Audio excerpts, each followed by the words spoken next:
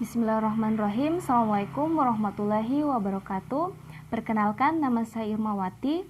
Di sini saya akan menjelaskan materi tentang hubungan struktural dan pengembangan senyawa agonis dan antagonis. Nah, adapun pembahasannya yaitu pertama, agonis dan antagonis, yang kedua, kombinasi obat, yang ketiga, antagonis pada fase farmakokinetik dan farmakodinamik, yang keempat, hubungan struktur kimia senyawa agonis dan antagonis kompetitif. Oke, kita masuk di pembahasan pertama yaitu agonis dan antagonis. Di mana pengertian dari senyawa agonis merupakan senyawa yang dapat menghasilkan respon biologis tertentu sama dengan senyawa agonis endogen. Kemudian pengertian dari senyawa antagonis merupakan senyawa yang dapat menetralisir atau menghilangkan respon biologis senyawa agonis, yang dimana tujuan dari senyawa agonis dan senyawa antagonis ini yaitu untuk mengembangkan antagonis spesifik terhadap biokatalis utama atau metabolit endogen. Oke, selanjutnya di pengetahuan tentang agonis dan antagonis penting diketahui karena dapat digunakan untuk yang pertama, merancang kombinasi obat terutama dalam formulasi obat dalam industri farmasi.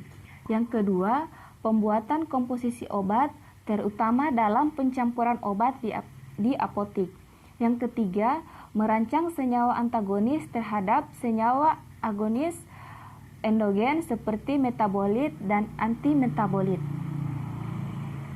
Berdasarkan fase kerja obat, senyawa antagonis dikelompokkan menjadi 3. Yang pertama yaitu antagonis ketersediaan farmasetik, antagonis ketersediaan biologis, antagonis pada tingkat jaringan atau plasma dan reseptor, yang dimana antagonis ketersediaan farmasetik, di mana antagonis ini menyebabkan ketersediaan obat dalam fase farmasetik menurun. Oleh karena itu, berkurangnya kualitas atau jumlah bentuk aktif obat yang dilepaskan atau menurunnya kecepatan pelepasan senyawa aktif dari sediaan farmasi. Yang kedua, antagonis ketersediaan biologis, yang dimana antagonis ini disebut juga dengan antagonis farmakokinetik yang menyebabkan ketersediaan biologis obat menurun sehingga kadar obat dalam darah dan jaringan juga menurun. Nah, yang ketiga yaitu antagonis pada tingkat jaringan atau plasma dan reseptor, yang dimana antagonis pada tingkat jaringan plasma dan reseptor ini mempengaruhi proses interaksi obat dengan reseptor spesifik, sehingga menurunkan respon biologis obat. Selanjutnya kita masuk di kombinasi obat, di mana kombinasi obat terjadi jika melibatkan campuran atau lebih obat dalam satu formulasi berbeda dan diminum bersama, kemudian penggunaan 2 obat dengan waktu berbeda tapi akan bersama saat dalam peredaran darah. Nah, kombinasi obat juga dapat memungkinkan meningkatkan aktivitas obat, yang dimana yang pertama itu efek potensial dan efek sinergisme, yang dimana efek potensial senyawa punya efek yang kecil, tapi jika ditambah dengan senyawa lain akan menimbulkan efek yang besar. Nah, di mana efek ini terjadi dengan cara meningkatkan ketersediaan farmasetik, yang kedua meningkatkan ketersediaan obat dalam tubuh dengan menghalangi proses bioaktivasi. Yang ketiga, menurunkan aktivitas obat. Yang kelima, meningkatkan proses bioaktivasi. Selanjutnya di efek sinergisme, yang dimana kondisi efek gabungan 2 senyawa jauh melampaui jumlah dari tiap zat bernyawa jika diberikan secara sendiri-sendiri. Oke, selanjutnya di kombinasi obat menjadi tidak diinginkan jika salah satu obat punya efek potensial berlebih dengan obat lain. Yang kedua, salah satu obat tidak dapat dicampur dengan obat lain karena berinteraksi secara kimia atau bersifat antagonis terhadap efek terapeutik obat lain. Yang ketiga, jika kombinasi obat antibiotik tidak lebih baik dibandingkan obat tunggal, maka kombinasi obat dapat meningkatkan resistensi parasit. Oke, selanjutnya, adapun kerugian dari kombinasi obat Yang pertama yaitu dalam penyimpanan dapat terjadi reaksi kimia antara obat kombinasi. Yang kedua, mempengaruhi identifikasi atau diagnosa penyakit. Yang ketiga, obat tidak fleksibel. Yang keempat, toksisitas kombinasi obat sering dianggap sebagai toksisitas satu obat saja. Yang kelima, sering dosis yang diberikan tidak akurat. Selanjutnya kita masuk di antagonis fase farmakokinetik dan fase farmakodinamik.